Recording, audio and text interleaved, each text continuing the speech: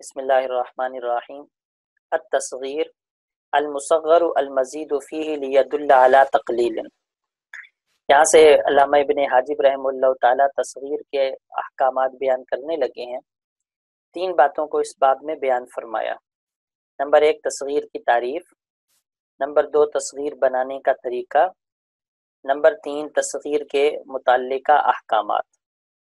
پہلی بات تصغیر کی تعریف کیا ہے تو کہتے ہیں المصغر المزید فیہ لیدل علی تقلیل، کہ مصغر وہ اسم ہے کہ جس میں کچھ زیادتی کی جائے، کسی حرف کا اضافہ کر دیا جائے، جیسے یا تصغیر کا اضافہ کیا جاتا ہے، لیدل علی تقلیل، تاکہ وہ قلت پر دلالت کرے، تقلیل پر دلالت کرے۔ تقلیل تقلیل ذات بھی ہو سکتی ہے اور تقلیل تقلیل عدد بھی ہو سکتی ہے۔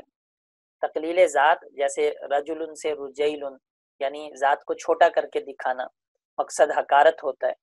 اور کبھی تقلیل عدد بھی مراد ہوتی ہے، جیسے درہم سے درہم، چند دراہم۔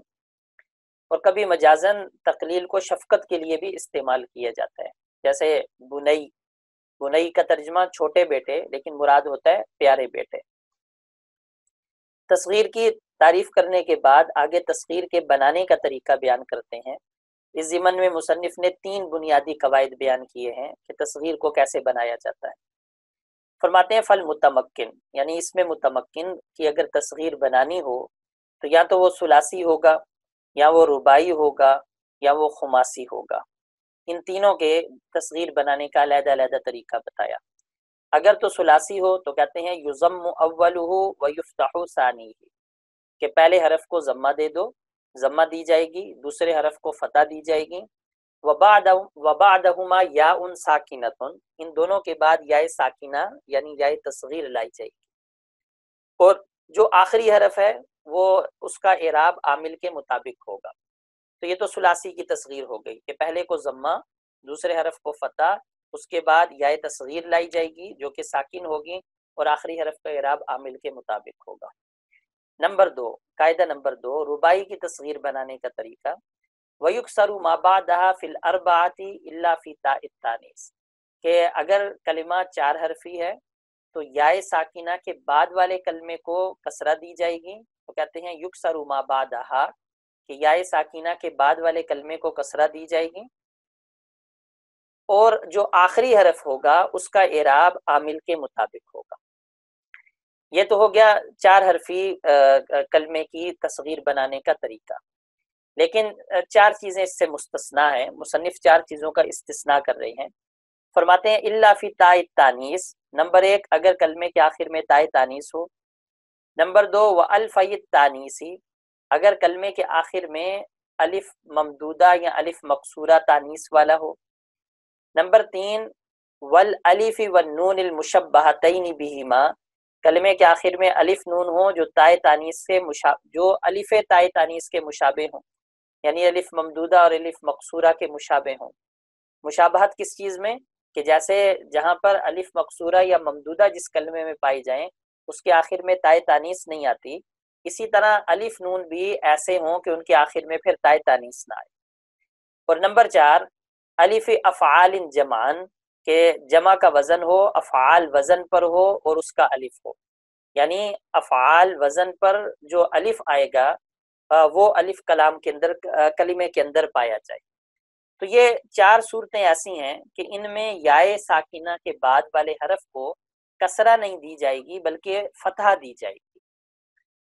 یہ مطلب ہے الا کا کہ ان 4 اگر یہ 4 چیزیں کلمات میں پائی جائیں گی تو یاء ساکنہ کے بعد والے حرف کو فتحہ دی جائے گی، کسرہ نہیں دی جائے گی۔ بہرحال یہ 2 قاعدے ہو گئے۔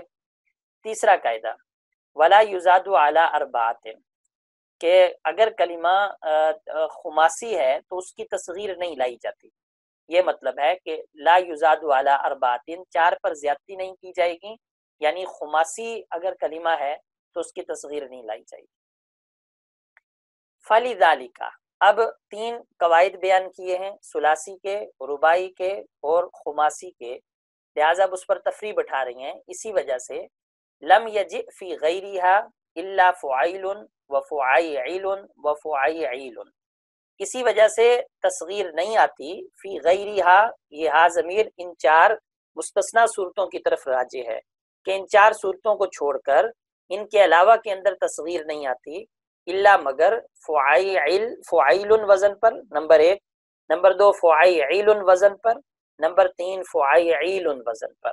تو ثلاثی کی تصغیر فعیل وزن پر آتی ہے، رباعی بلا مد کی فعیل وزن پر آتی ہے، اور بالمد کی فعیل وزن پر آتی ہے. یہاں پر نظامی نے لکھا ہے کہ آپ چاہیں تو ان کا وزن فعیل کریں، فعیل کریں یا فعیل کریں، اور آپ چاہیں تو ان کا وزن فعیل کریں اور فعیل کریں، دونوں طریقے سے وزن کرنا ٹھیک ہے. اس میں کیا راز ہے؟ اس میں جو راز ہے وہی اس باب کا اصل قاعدہ بھی ہے، اور وہ قاعدہ یہ ہے کہ یہاں پر جب ثلاثی کہا جاتا ہے تصغیر میں، یا رباعی کہا جاتا ہے یا خماسی کہا جاتا ہے، تو یہاں ثلاثی سے مراد یہ نہیں ہے کہ جس کے حروف اصلی ثلاثی ہوں یا حروف اصلی رباعی ہوں یا حروف اصلی خماسی ہوں، یہاں یہ مراد نہیں ہوتی. یہاں مطلب یہ ہوتا ہے کہ کلمہ 3 حرفی ہو، یعنی یہاں پر ثلاثی سے مراد عدد حروف کے اعتبار سے ثلاثی ہونا ہے، حروف اصلی کے اعتبار سے ثلاثی ہونا نہیں. اسی طرح رباعی سے مراد عدد حروف کے اعتبار سے رباعی ہونا، اور خماسی سے مراد عدد حروف کے اعتبار سے خماسی ہونا ہے، حروف اصلی کے اعتبار سے نہیں. تو جب تصغیر میں حروف اصلی کو نہیں دیکھا جاتا تو پھر وزن کرنے کے اندر بے شک عین کلمے کا تکرار ہو یا لام کلمے کا تکرار ہو، اس سے فرق نہیں پڑتا. اسی وجہ سے نظامی نے لکھا کہ اس کا وزن فعیل کریں یا فعیل کریں، دونوں ٹھیک ہیں. اسی طرح فعیل کریں یا فعیل کریں، دونوں طرح وزن کرنا ٹھیک ہے. تو یہ 3 بنیادی قاعدے ہو گئے. اب یہ جو آخری قاعدہ تھا کہ لا یزاد علی اربعۃ، کہ خماسی کی تصغیر نہیں لائی جاتی، اس قاعدے کے اوپر اگلا قاعدہ متفرع ہے. کہتے ہیں وَإِذَا صُغِّرَ الْخُمَاسِيُّ عَلَى ضَعْفِهِ، کہ اگرچہ ضعیف ہے خماسی کی تصغیر لانا، پھر بھی اگر خماسی کی تصغیر کوئی لانا چاہے تو اس کے لانے کے 3 طریقے ہیں. فَالْأَوْلَى حَذْفُ الْخَامِسِ، بہتر طریقہ یہ ہے کہ جو 5واں حرف ہے اس کو حذف کر دیا جائے اور کلمے کو رباعی بنا دیا جائے. وَقِيلَ مَا أَشْبَهَ الزَّائِدِ، بعضوں نے کہا کہ جو حرف زائد حرف کے مشابہ ہو اس حرف کو حذف کیا جائے گا، اور وہ حروف زیادت 10 ہیں جن کا مجموعہ الیوم تنساہ ہے. یہ الفاظ الیوم تنساہ جس کا مجموعہ ہے، تو جو حرف حروف زیادت کے مشابہ ہوگا اس کو حذف کر دو. نمبر 3، اخفش کے نزدیک بغیر حذف کے خماسی کی تصغیر لائی جائے گی.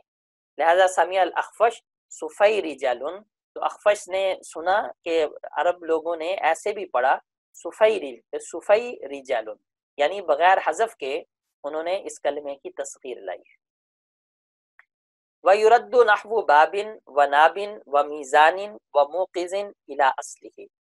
اب یہاں سے تصغیر کے تفصیلی قواعد کا بیان شروع ہو رہا ہے.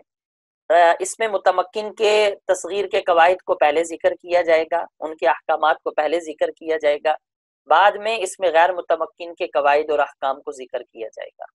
اس میں متمکن میں ثلاثی، رباعی اور خماسی کے قواعد کا بیان ہوگا، اس میں جمع کی تصغیر کے قواعد کا بیان ہوگا، ترخیم کی تصغیر کے قواعد کا بیان آئے گا. اور یہ کل 15 قاعدے ہیں، یعنی 15 احکامات ہیں جن کا ذکر اب یہاں سے شروع ہو رہا ہے.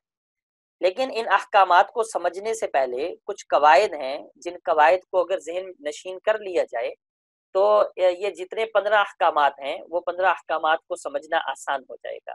دوسرے الفاظ کے اندر ان 15 احکامات کے لیے کچھ قواعد جامع ہیں کہ ان قواعد کا دھیان کرتے ہوئے ان 15 احکامات کو سمجھنا آسان ہے. تو پہلے ان کو سمجھ لیں. نمبر 1، یعنی یہ تقریباً 6 قاعدے بنتے ہیں.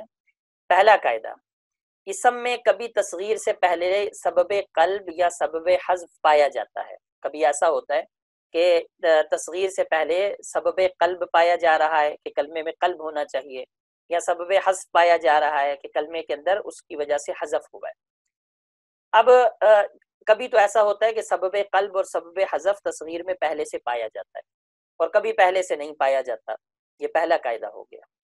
دوسرا قاعدہ، اگر تصغیر سے پہلے یعنی قبل تصغیر سبب قلب یا سبب حذف پایا جائے تو کبھی تو تصغیر کی وجہ سے یہ سبب زائل ہو جائے گا اور کبھی تصغیر لانے کے باوجود یہ سبب زائل نہیں ہوگا. یہ دوسرا قاعدہ ہو گیا۔ قاعدہ نمبر 3، جہاں تصغیر کی وجہ سے سبب قلب زائل ہو جاتا ہے وہاں پر بعض صورتیں تو اتفاقی ہیں کہ ہاں یہاں سبب قلب زائل ہو گیا اور لفظ اصل کی طرف لوٹ گیا، اور بعض صورتیں یہاں پر اختلافی ہیں۔ قاعدہ نمبر 4، بعض صورتیں ایسی بھی ہیں کہ جہاں تصغیر سے تو سبب حذف زائل نہیں ہوتا تصغیر کی وجہ سے، لیکن تصغیر میں کوئی ایسی چیز عارض آ جاتی ہے جو اس سبب کا اعتبار کرنے سے مانع ہو جاتی ہے۔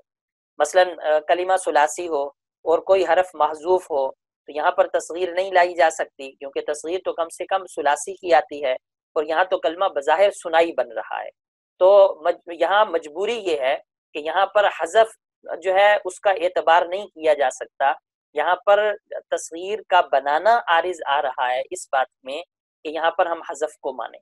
تو یہ مطلب ہے کہ بعض صورتیں ایسی ہیں جہاں تصغیر سے تو سبب حذف زائل نہیں ہوتا، لیکن تصغیر میں کوئی ایسی چیز عارض آ جاتی ہے یعنی بناتے وقت جو اس سبب کا اعتبار کرنے سے مانع ہوتی۔ قاعدہ نمبر 5، تصغیر سے پہلے تو سبب قلب یا سبب حذف نہ پایا جائے، مگر تصغیر کی وجہ سے سبب قلب یا سبب حذف عارض آ جائے، یعنی تصغیر سے پہلے تو یہ کلمے کے اندر قلب نہیں تھا یا کلمے میں حذف نہیں تھا، لیکن تصغیر کے بعد سبب قلب یا سبب حذف عارض آ جائے، تصغیر کی وجہ سے سبب قلب یا سبب حذف عارض آ جائے۔ اور قاعدہ نمبر 6 کہ تصغیر اشیاء کو اپنی اصل کی طرف لوٹاتی۔ اب یہاں سے قواعد کا بیان شروع ہو رہا ہے، وَيُرَدُّ نَحْوُ بَابٍ وَنَابٍ سے۔ مصنف کی عادت کافیہ میں اور شافیہ میں دونوں جگہ پر یہ ہے کہ نحو کا لفظ ذکر کر کے ایک قاعدہ کلیہ کی طرف اکثر اشارہ کرتے ہیں۔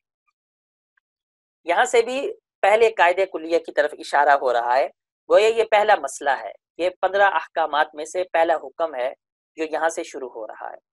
اب یہ جو پہلا مسئلہ ہے اس کا تعلق ہمارے جو جامع قواعد تھے ان میں سے اس قاعدے کے ساتھ ہے جہاں کلمے میں قلب ہوا ہے لیکن تصغیر کی وجہ سے وہ قلب زائل ہو جائے۔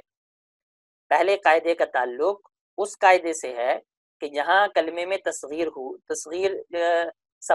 جہاں کلمے میں قلب واقعہ ہوا ہے لیکن تصغیر کی وجہ سے وہ سبب زائل ہو جاتا ہے، جیسے بابن، نابن، میزان، موقظن، کہ یہاں مصنف نے یہ مثالیں دے کر ایک قاعدے کی طرف اشارہ کیا ہے، اور قاعدہ یہ ہے کہ ہر وہ واو اور یا جو الف سے بدل گئے ہوں، ہر وہ واو اور یا جو الف سے بدل گئے ہوں تو تصغیر میں وہ اپنی اصلی حالت پر واپس آ جائے۔